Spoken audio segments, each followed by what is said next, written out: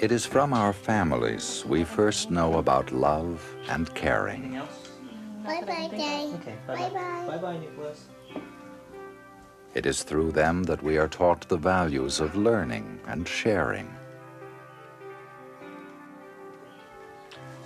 Early on, we realize there are faces of another kind besides our own. We learn to say their names and try to mimic their sounds. We admire them for their fur. We love them for their beauty. We adore them for their apparent sweetness. We are tickled by their antics. We are taken by their ferocity, their delicacy, their complexity. We are in awe of their strength. We are struck by how much they can resemble us. But while we are animals too, Most of us learn at a young age to separate ourselves in a superior way, often thinking we are more intelligent, more socialized, more deserving of more of the world than are they. And over the last century, the results of this domineering attitude have been devastating. Thousands of plant and animal species have disappeared from the face of the earth forever. Across the globe, expanding human populations have put tremendous pressures on wildlife and their natural habitats. But our compassion alone will not save the world and its wildlife. We must adopt a new attitude that guarantees wildlife will not only survive with us in this world, but thrive.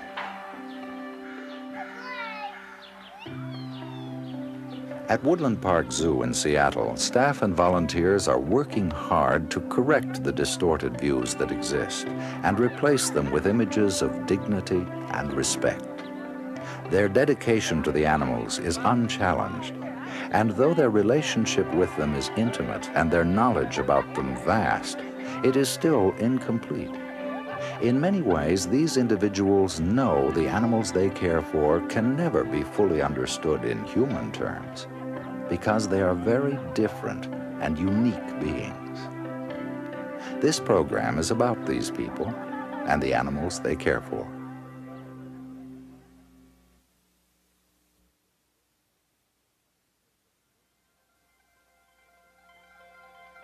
It's a good morning on the savannah.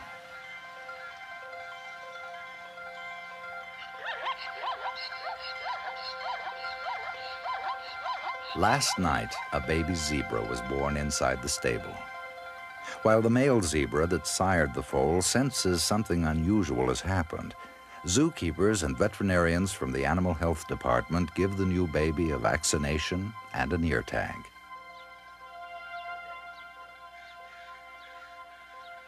This is the 7th zebra born at the zoo, and it's a healthy male.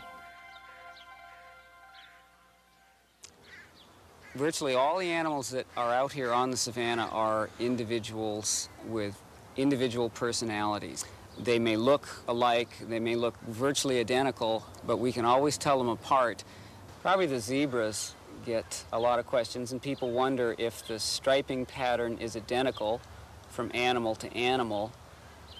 Some people are just convinced that it is, and it's not. It's as individual as fingerprinting.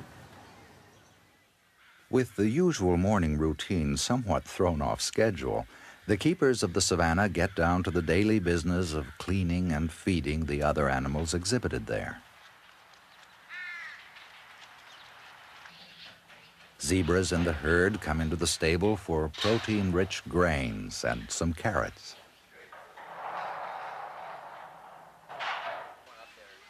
In the meantime, the zoo gates open and the visitors start to arrive. At the hippo exhibit, keepers are cleaning out the pool, a physically demanding task that must be done 3 times a week. Once accomplished, the hippos who have spent the night in their stable are served breakfast poolside.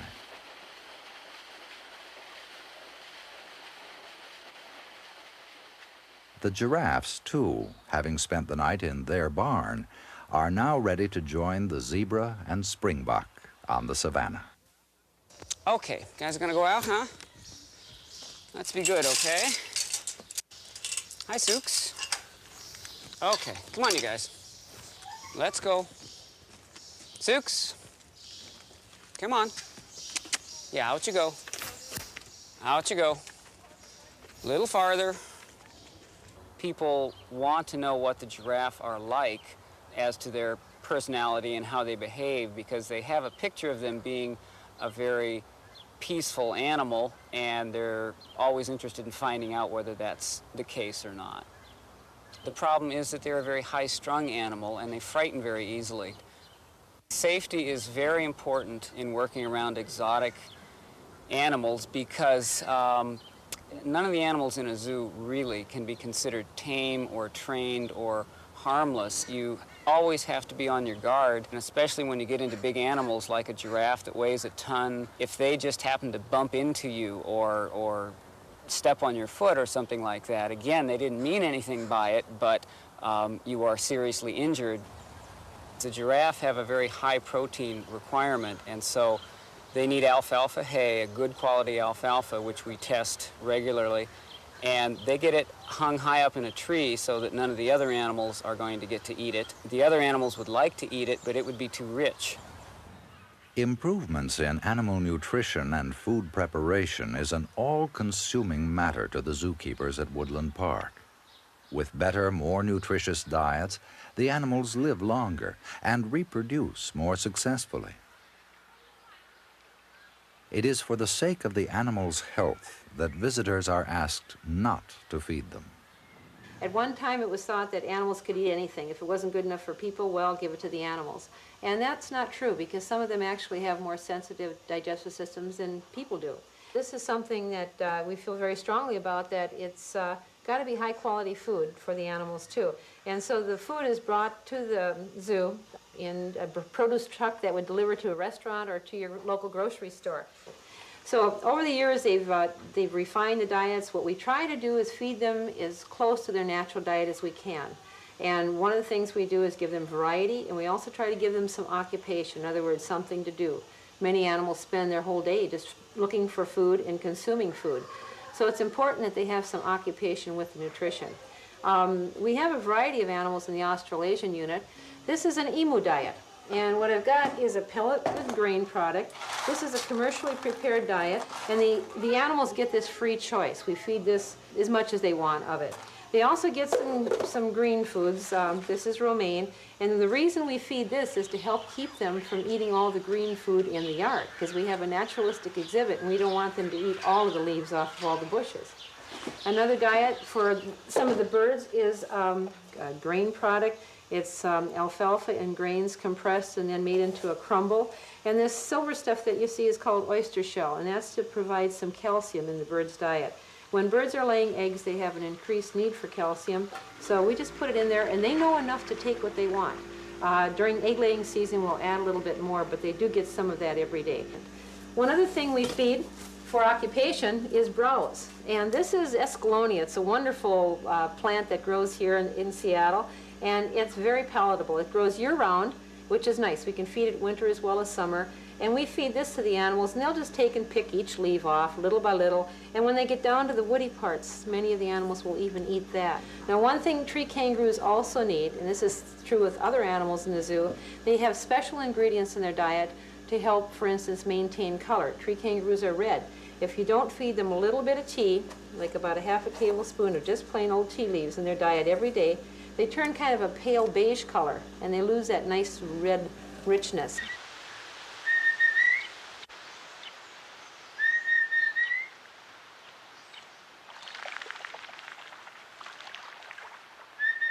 Virtually all animals in the zoo receive a specialized diet, and food may be placed either right in their exhibits, where they're free to search and choose for themselves, or it can be fed to them by hand.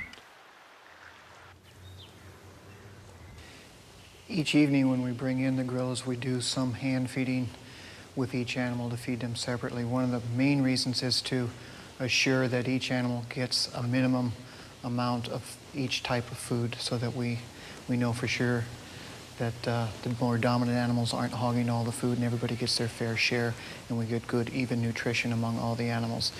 It also is very important to socialize them with the individual keepers that they're working with, so that they become very used to us and relatively trusting of us. Yeah? Oh, yeah. See if he eats it now. He would just hoard it.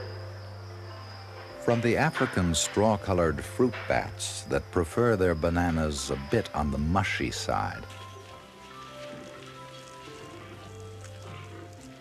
to the lions who feast on a whole animal carcass once a week to help stimulate their natural behavior,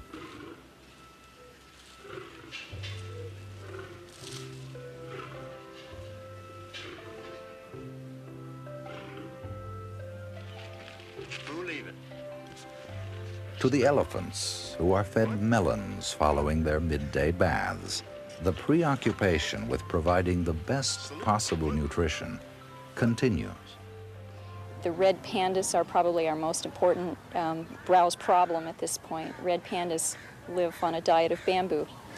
It's only been in the last 3 years or so that we've been trying to plant a lot of bamboo, primarily to have a huge supply for them to have a constant daily supply of it, but also in anticipation of our future tropical forest planting and landscaping needs. Come on, Obi. Come on. That's a good girl. Come on out, Blue. Come on, Blue. Zookeepers and zoo veterinarians know which food is the irresistible favorite of any particular animal and use it as an indicator of that animal's health. Okay, Blue. Exotic animals in the wild, if they're not feeling well, they don't slow down. If they slowed down or acted strange, the rest of the group would leave them behind. And then they'd be vulnerable to be preyed upon.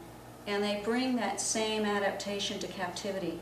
So it's extremely difficult to recognize when an animal is ill because they look perfectly fine. Being a zookeeper working with animals 24 hours around the clock, every day of the year, in all kinds of weather, is demanding. Zoo professionals take their responsibilities very seriously. And when an animal does get sick or doesn't act in a normal way with the other animals, there may be no tried and true method of resolving the problem. Answers aren't always readily available because the research hasn't been conducted yet anywhere in the world. Sometimes a zookeeper's instincts about an animal play a vital role in its care.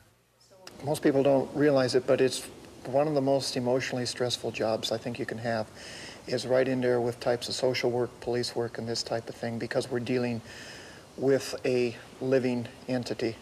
And whenever there's disagreement on what we want to do with an animal, it causes a great deal of stress among us because everyone thinks that we're going to harm this, whatever course of action we've chosen is harmful.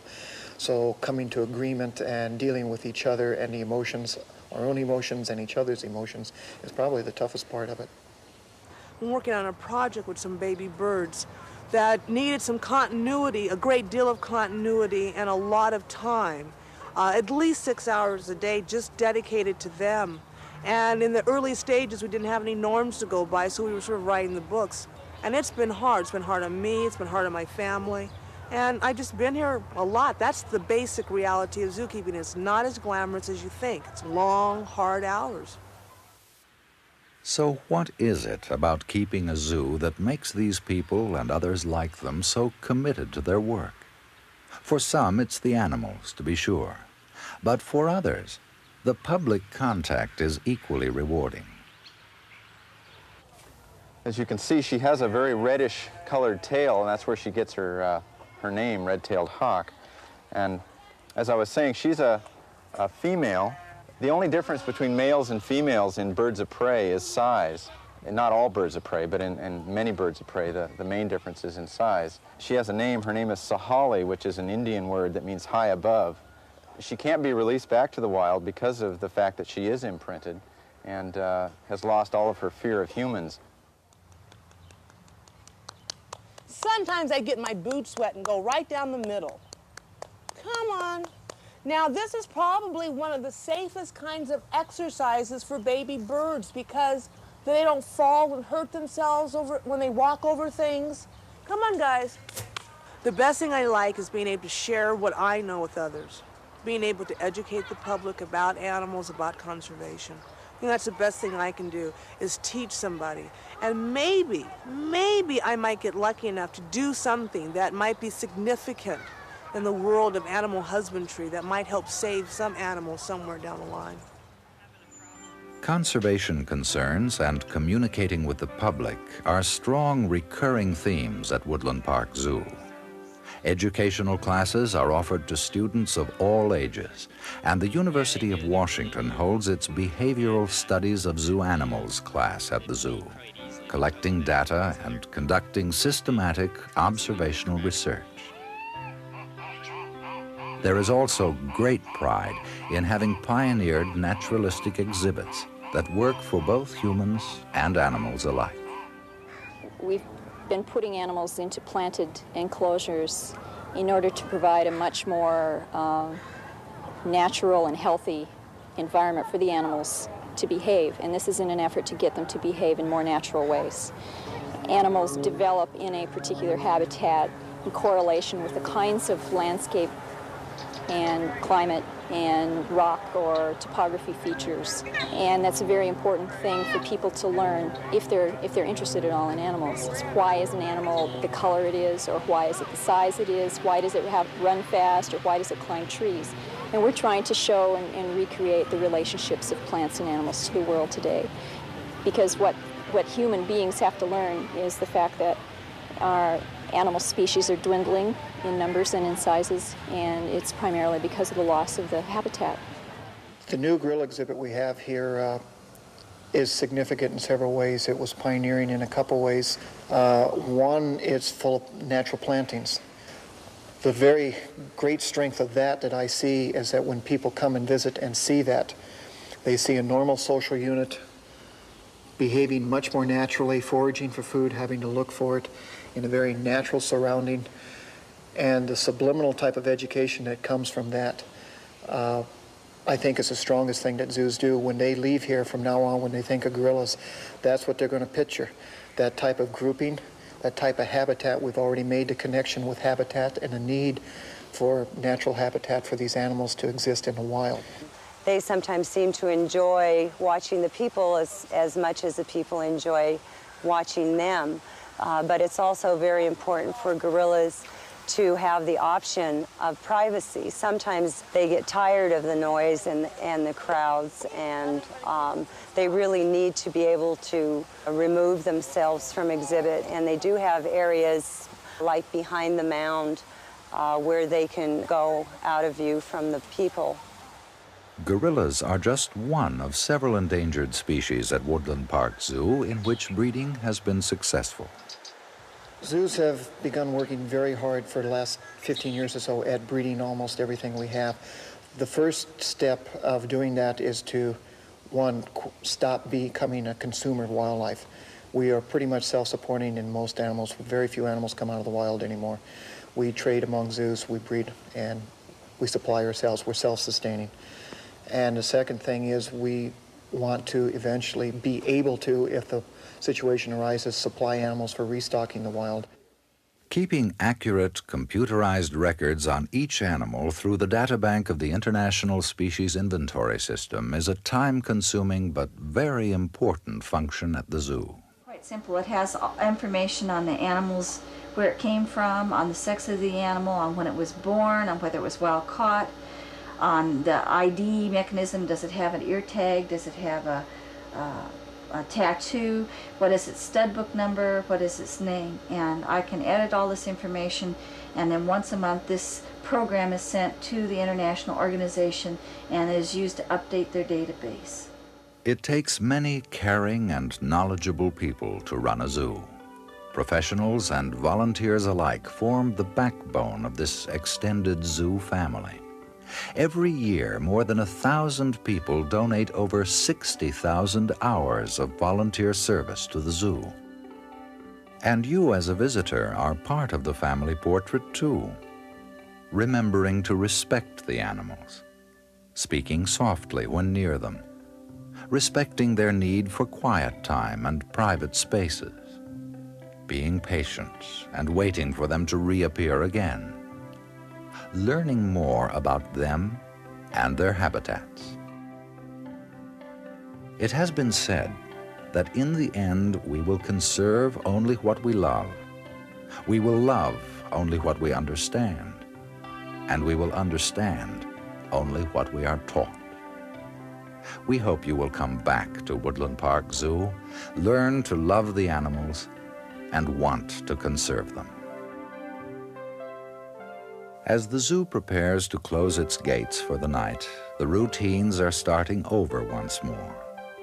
Those animals that are housed indoors for the night come inside, and for some animals, the evening hand feedings begin. The animals spend the night in quiet. The keepers finish up their tasks and go home. It is clear that those who work and volunteer here are sustained by the very animals they nurture. With their dedication and yours, Woodland Park Zoo will remain a zoo you can be proud of. A very special place for animals and people alike.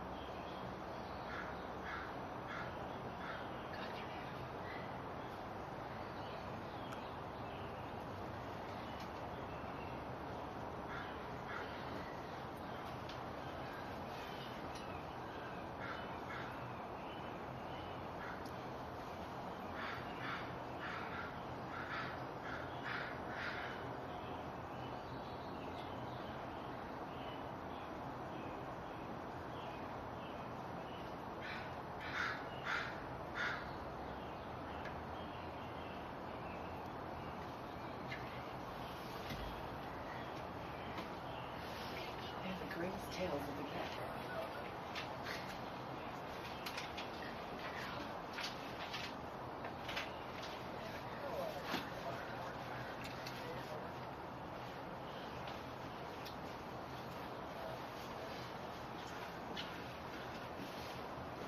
She's chowing down. At least I need a sheep. Yeah. Big ears, Mr. Scaredy Cat back there. Yeah.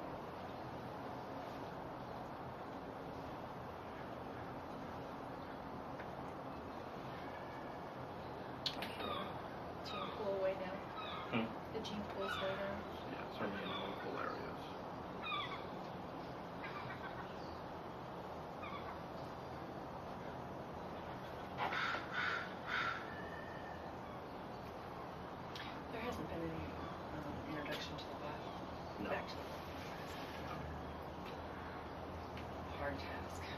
It would be, I think, almost impossible. It would be possible, but such skills they have to learn. Very hard to teach them in captivity. The hamburger is sitting on the next rock. Right.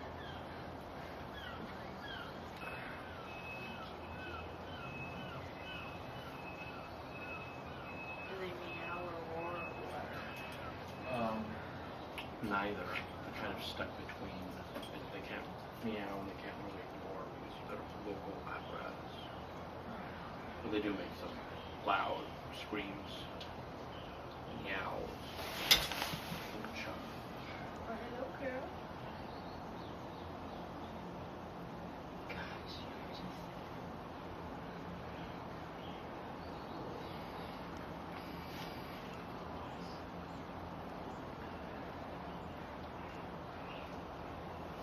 Do they have big impressions on the ground with their paws?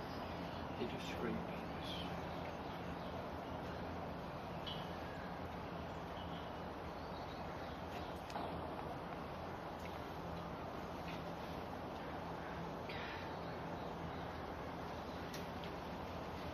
Yeah, I got a pet when I was sedated.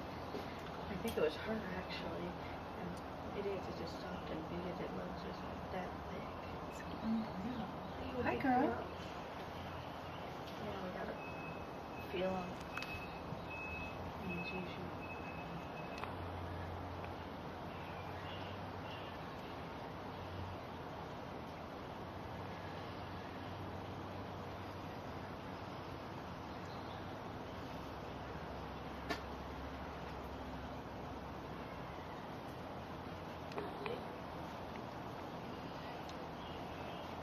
She's not shy at all, huh?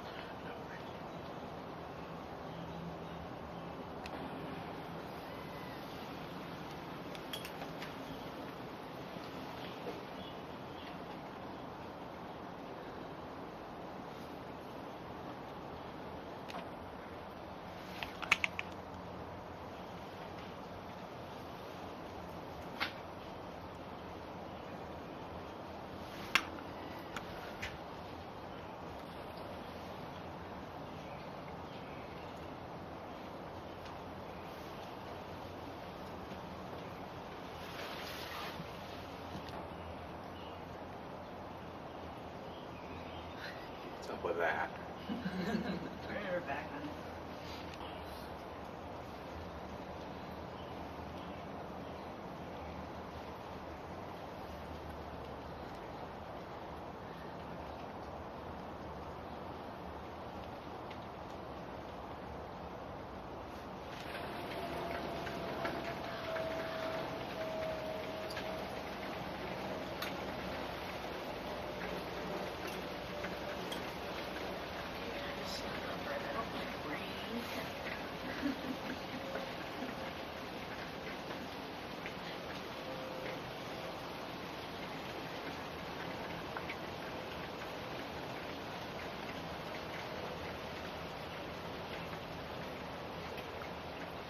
Like that? But this wet stuff.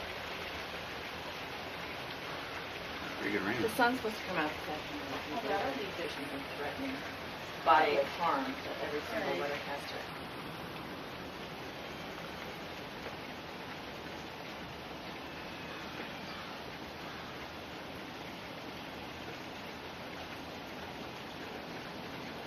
Hello, Phil.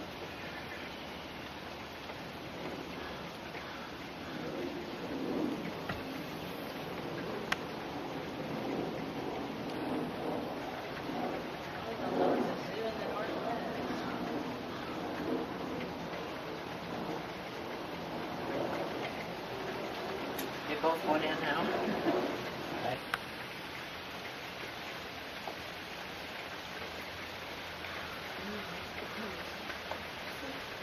Why am I out here now?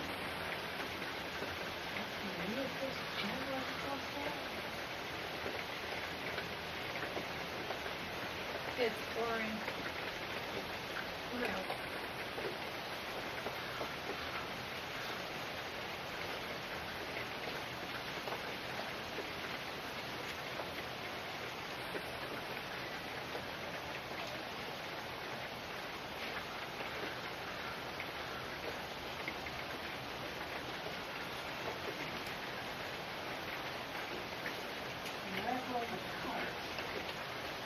money. Shoot. When they build Asian.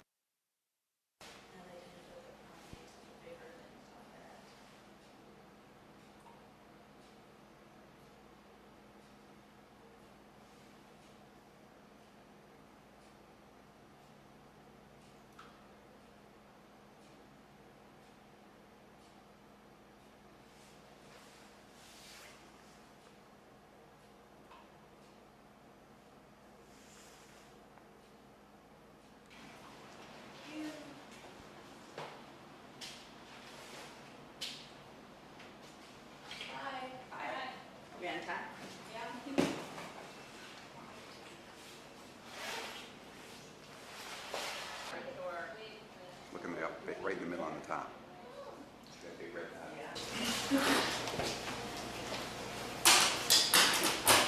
Bring that towel up, can you? Yeah. So he doesn't have to watch it.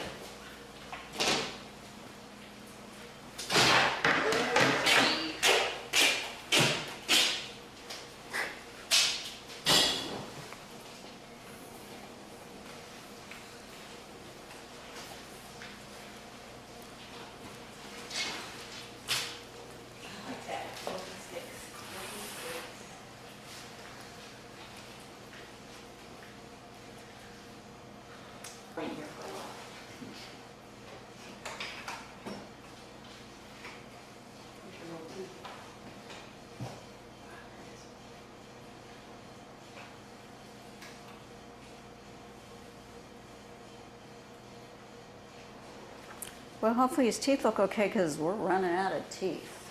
Yeah, I was just thinking that.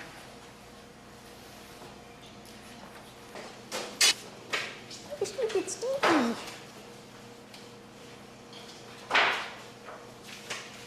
I have to admit, Linda, I didn't think you'd stuff this little guy in here.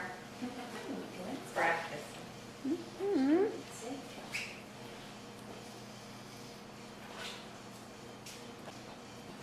But he's very bright and capable of that.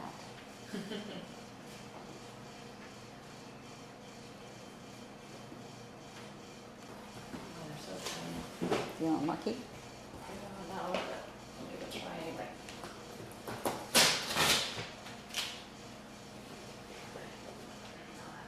The door, sure.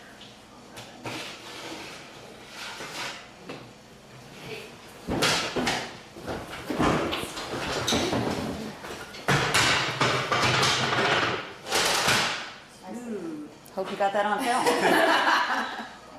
Especially the toss and throw part. The score is Red Panda 1. Yeah. It was just the Doesn't kennel. have very Just the many kennel. teeth, but yeah, we're gentle with the pandas. It's just the kennel. You did win the kennel toss last year, didn't you? Yes, I did.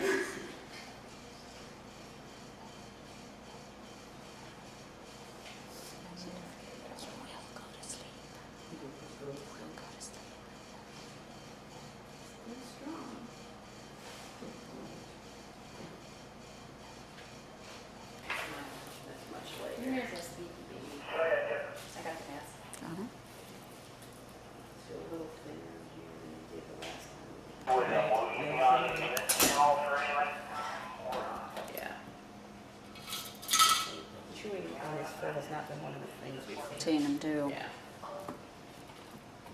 You want to smell? Right.